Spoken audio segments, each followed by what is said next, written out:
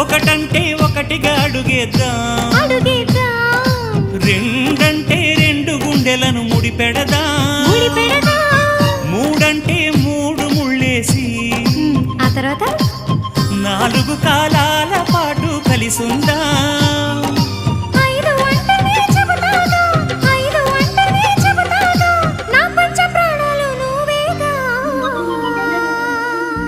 అమ్మావు ఇల్లు ఈగ చదివానాడు, ప్రేమ వలపు మనసు మమత చదివాయినాడు, ఇంకా ఏదో చదవాలంటూ పెదవి కోరుతోంది.